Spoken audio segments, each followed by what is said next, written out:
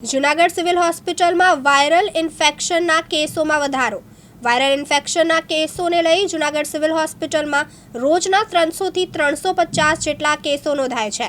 જુલાઈ માસની સરખામણીમાં આ મહિને શરદી ઉધરસના 107 કેસ, ઝાડા ઉલટીના 130 કેસ, જ્યારે ડેન્ગ્યુના 15 કેસ નોંધાયા હોવાનું સિવિલ સુપ્રિન્ટેન્ડન્ટ ડોક્ટર કૃતાર્થ બ્રહ્મભટ્ટ દ્વારા જણાવવામાં આવ્યું છે। ત્યારે ડોક્ટર દ્વારા લોકોને હાલ સંપૂર્ણપણે સાવચેતી રાખવાની પણ સલાહ અપાઈ છે।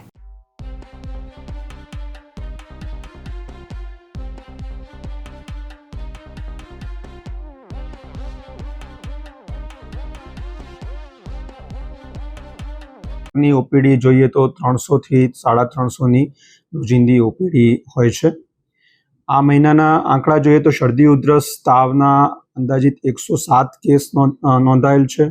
ઝાડા ઉલટીના કેસ જુલાઈ માસ કરતાં તેમાં ઘટાડો જોવા મળેલ છે અને 130 કેસ ઝાડા ઉલટીના નોંધાયેલ છે।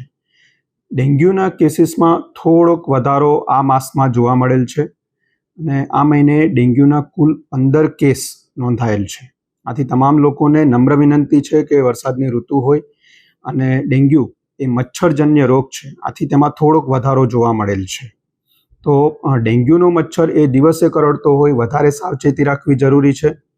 શક્ય હોય તો આખું શરીર ઢંકાય તેવા કપડાં પહેરવા અને નાના બાળકો, ખાસ કરીને 5 વર્ષથી નીચેના બાળકોને મચ્છરદાનીમાં જ સુવડાવવાનો આગ્રહ રાખવો।